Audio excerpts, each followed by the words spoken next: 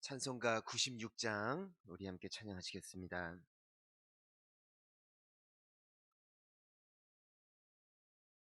찬송가 96장입니다. 예수님은 누구신가? 우는 자의 위로와 없는 자의 풍성이며 전한 자의 높음과 잡힌 자의 노임되고 우리 기쁨 되시네. 예수님은 누구신가? 약한 자의 강함과 눈먼 자의 빛이시며 병든 자의 고침과 죽은 자의 부활되고 우리 생명 되시네. 예수님은 누구신가? 추한 자의 정함과 죽을 자의 생명이며 죄인들의 중보와 멸망자의 구원되고 우리 평화 되시네. 예수님은 누구신가? 온 교회의 머리와 온 세상의 구주시며 모든 왕의 왕이요 안하실 주님 되고 우리 영광 되시네. 아멘. 우리 함께 사도신경으로 신앙을 고백하며 나아갑니다. 전능하사 천지를 만드신 하나님 아버지를 내가 믿사오며 그 외아들 우리 주 예수 그리스도를 믿사오니 이는 성령으로 잉태하사 동정녀 마리아에게 나시고 본디오 빌라도에게 고난을 받으사 십자가에 못 박혀 죽으시고 장사한 지 사흘 만에 죽은 자 가운데서 다시 살아나시며 하늘에 오르사 전능하신 하나님 우편에 앉아 계시다가 저리로서 산자와 죽은 자를 심판하러 오시리라. 성령을 믿사오며 거룩한 공예와 성도가 서로 교통하는 것과 죄를 사하여 주시는 것과 몸이 다시 사는 것과 영원히 사는 것을 믿사옵나이다. 아멘. 우리가 오늘 함께 나눌 하나님의 말씀은 마태복음 2장 13절부터 23절까지 말씀입니다. 마태복음 2장 13절부터 23절까지 말씀, 저희 함께 한 목소리로 봉독하겠습니다. 그들이 떠난 후에 주의 사자가 요셉에게 현몽하여 이르되 헤롯이 아기를 찾아 죽이려 하니 일어나 아기와 그의 어머니를 데리고 애굽으로 피하여 내가 내게 이르기까지 거기 있으라 하시니 요셉이 일어나서 밤에 아기와 그의 어머니를 데리고 애굽으로 떠나가 헤롯이 죽기까지 거기 있었으니 이는 주께서 선지자를 통하여 말씀하신 바 애굽으로부터 내 아들을 불렀다 함을 이루려 하심이라. 이에 헤롯이 박사들에게 속은 줄 알고 심히 노하여 사람을 보내어 베들레헴과 그 모든 지경 안에 있는 산의 아이를 박사들에게 자세히 알아본 그때를 기준하여 2살부터 그 아래로 다 죽이니 이에 선지자 예레미야를 통하여 말씀하신 바 라마에서 슬퍼하며 크게 통곡하는 소리가 들리니 라헬이 그 자식을 위하여 애곡하는 것이라. 그가 자식이 없으므로 위로받기를 거절하였도다 함이 이루어졌느니라. 헤롯이 죽은 후에 주의 사자가 애굽에서 요셉에게 현몽하여 이르되 일어나 아기와 그의 어머니를 데리고 이스라엘 땅으로 가라. 아기의 목숨을 찾던 자들이 죽었느니라 하시니 요셉이 일어나 아기와 그의 어머니를 데리고 이스라엘 땅으로 들어가니라. 그러나 아켈라오가 그의 아버지 헤롯을 이어 유대의 임금됨을 듣고 거기로 가기를 무서워하더니 꿈에 지시하심을 받아 갈릴리 지방으로 떠나가 나사렛이란 동네에 가서 사니 이는 선지자로 하신 말씀에 나사렛 사람이라 칭하리라 하심을 이루려 함이로라. 아멘. 우리가 하나님의 말씀을 보면 이런 말씀이 있습니다. 항상 기뻐하라. 왜 항상 기뻐하라 말씀하시냐면 우리를 향한 하나님의 분명하신 뜻이 있으시다는 것과 또한 그 뜻이 하나님의 주권 하에 이루어지기 때문에 하지만 하나님의 그 뜻은 언제나 선하며 좋은 것이며 결과적으로 하나님께 영광이 되어지고 우리에게 기쁨이 되어지시는 뜻이기 때문에 우리에게 항상 기뻐하라고 말씀하고 계시는 것이죠. 오늘 우리가 이 말씀을 보면은 인간이 운명을 좌지우지한 것 같고 인간이 한 인생의 목숨을 쥐는 것 같고 또 사람의 생각이 이루어질 것 같지만 지나고 보면 하나님의 계획대로 된 우리가 참 재미있는 것은 대부분의 사람들은 하나님을 의식하며 살고 있지 않죠.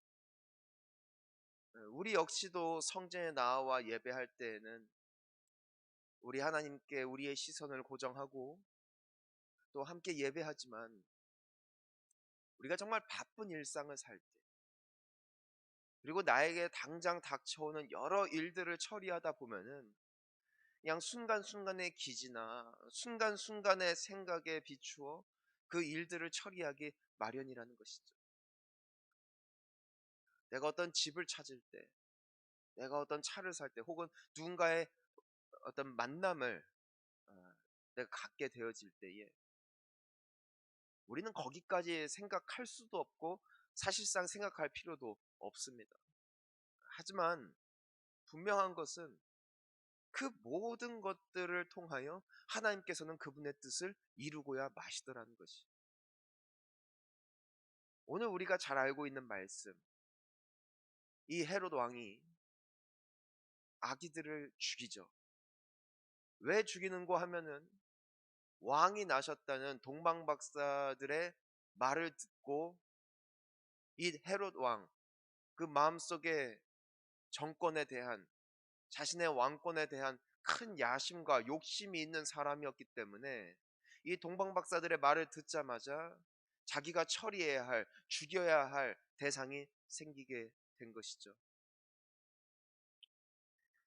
이 헤롯의 마음을, 헤롯의 계획을 어느 누가 알았겠느냐마는, 그리고 그가 이와 같은 행동을 취하게 될 것이라고 누가 예측이나 했겠냐마는 그 모든 것을 하나님은 알고 계시죠. 천사를 보내셔서 요셉에게 애굽으로 떠나라, 애굽으로 도망해서 그들이 죽기까지 거기에 머물러라, 헤롯 왕이 죽기까지 그곳에 머물러라 말씀하시죠. 요셉과 마리아는 그냥 한밤중에 떠나는 거예요. 그때까지만 해도 아무런 일도 없는 것이죠. 헤로드 왕 역시도 어떠한 명령도 내리지 않은 상태인 것이죠. 하지만 하나님께서 앞서 요셉과 마리아를 대피시키시고 그 아기를 보호하시는 거죠. 요셉과 마리아가 이미 그 지역을 빠져나가 이동을 한 뒤에야 비로소 박사들에게 속은 것을 알게 된 이 헤롯은 아기들을, 2살 아래 아기들을, 그 지역에 있는 아기들을 다 죽이라고 명령을 내리게 됩니다.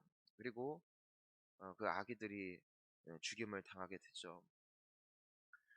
근데 이 모든 것들이 하나님이 알고 계셨다는 것이, 우리가 17절과 18절 말씀을 보면은 선지자 예레미야를 통하여 말씀하신 그 말씀이 이루어진 것을 기록하고 있어요. 라마에서 슬퍼하며 크게 통곡하는 소리가 들리니 라헬이 그 자식을 위하여 애곡하는 것이라. 그가 자식이 없으므로 위로받기를 거절하였도다 함이 이루어졌느니라.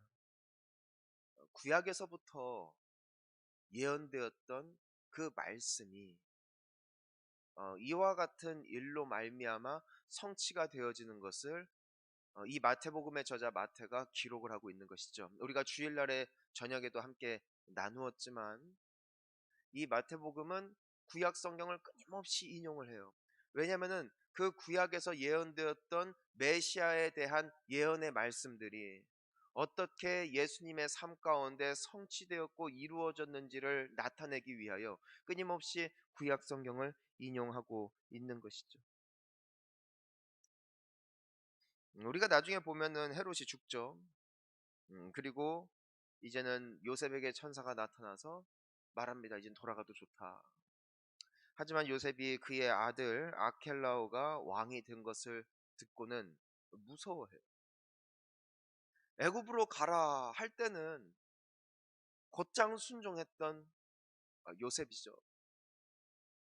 하지만 막상 다시 고국으로 돌아가도 좋다라는 말씀을 들었을 때는 그것에 대해서는 굉장히 큰 부담을 느낍니다. 그래서 주저하고 있을 때 어, 그가 선택했던 지역은 원래 그가 떠나왔던 바로 그 베들레헴이 아니라 나사렛이라는 동네로 가요. 아주 작은 마을이죠. 굉장히 작은 동네입니다.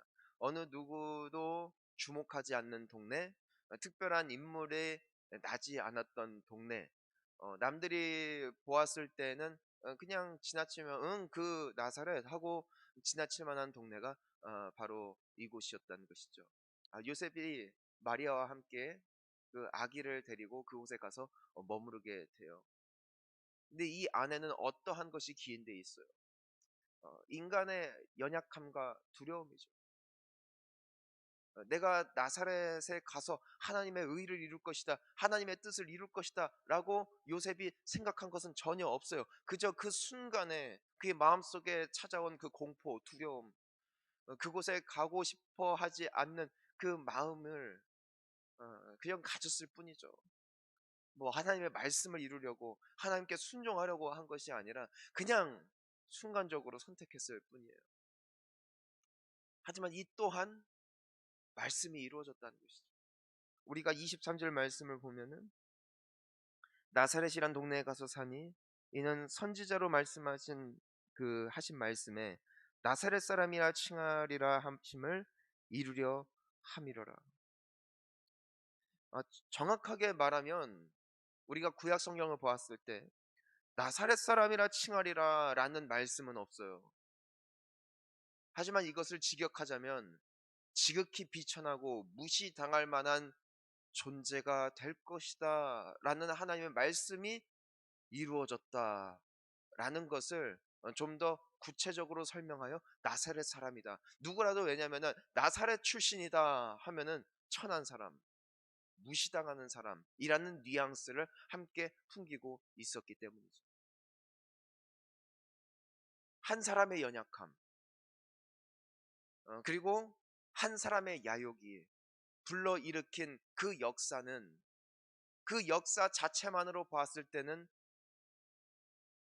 때로는 잔인하게 또 때로는 너무나 연약하게 나타날 수밖에 없는 것, 이것이 인간의 한계임을 우리가 보게 됩니다. 하지만 그 모든 것 위에 누구의 계획이 있으시다? 하나님의 계획이 있으셨고 하나님의 계획은 성취가 되었고 하나님의 말씀대로 모든 것들이 이루어졌음을 우리는 지난 날들을 돌아보며 보게 됐다는 것이죠. 사랑하는 성도님 여러분, 이 동일하신 전능하신 하나님을 경외하는 우리의 인생이 되어야 할 줄 믿습니다. 왜냐하면 우리는 그냥 살아요. 나는 그냥 사는 것뿐이라고요. 내가 어려서 하나님을 경외했기 때문에 하나님을 믿게 된 것이 아니라 살다 보니 온 거예요. 나의 자식들, 나의 가족 계획, 내 미래에 대한 계획들,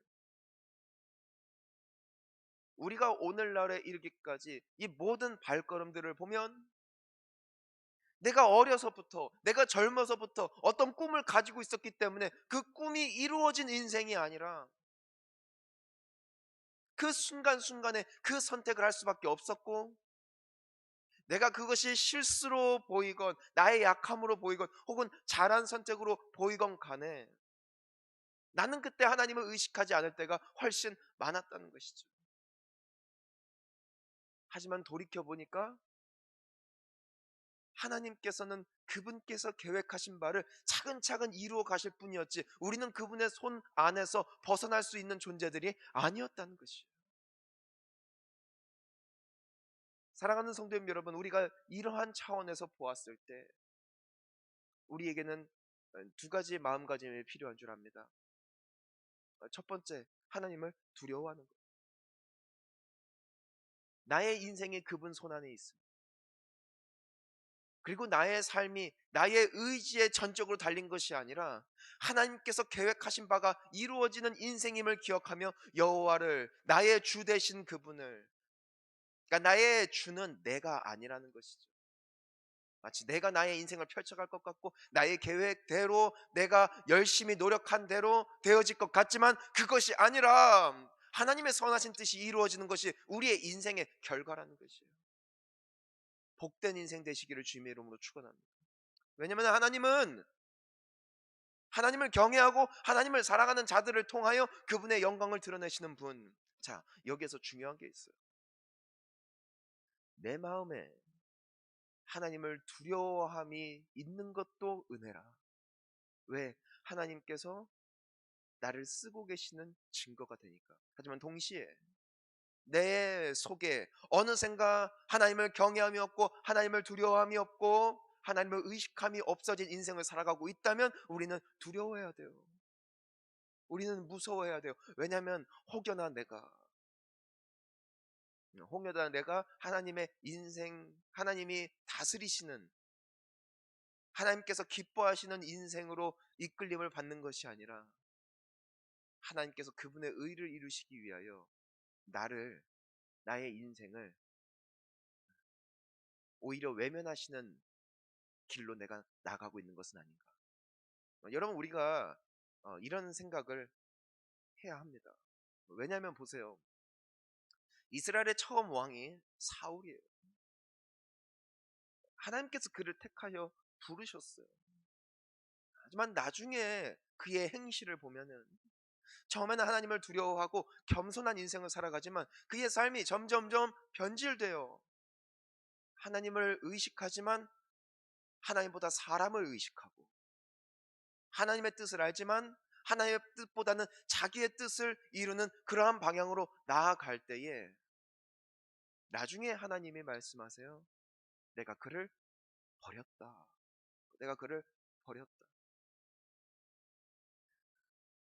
하나님을 경외함, 이것이 우리에게 회복돼야 할 기도 제목이 돼야 할 줄 믿습니다. 제가 젊었을 때 사울 왕의 모습이 저와 더 비슷할 때가 있었어요.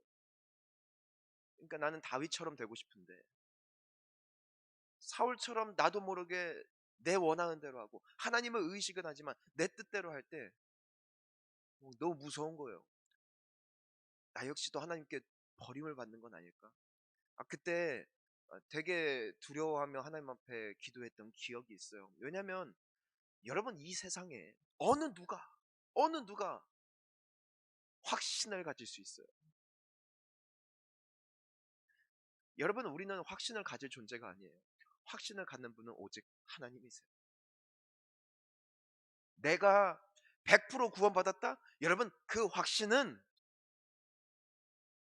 내가 죽을 때 아는 거예요. 그때까지는 어느 누가 확신할 수 있겠어요. 왜냐하면 세상에는 누구라도 뜨거웠던 사람들이 있어요.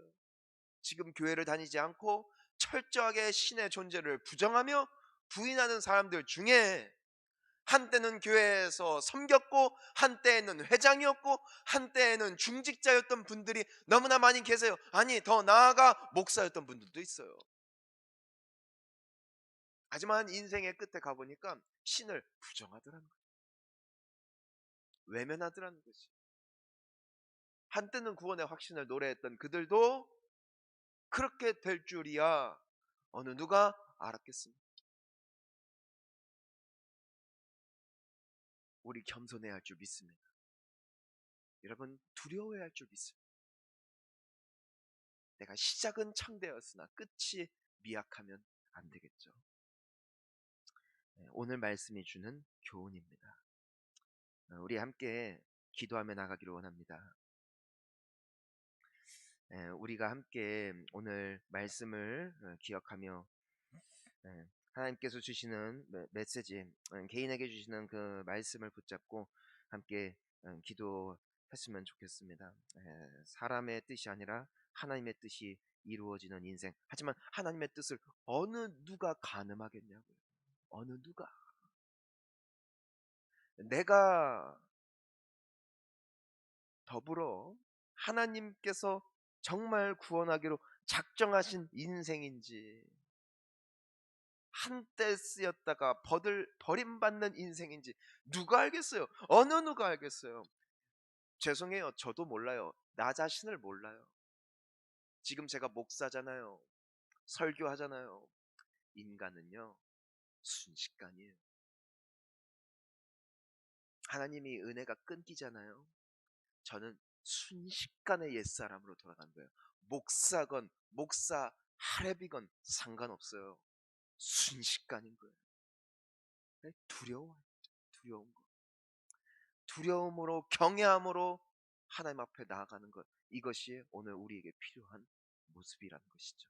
우리가 이 부분을 놓고 우리가 간절히 기도해야 할 줄 믿습니다. 그리고 우리 서산 본향교회와 원로 목사님, 또 다임 목사님인 저와 함께 우리 사역하시는 모든 사역자분들을 위해서 기도해 주시고요.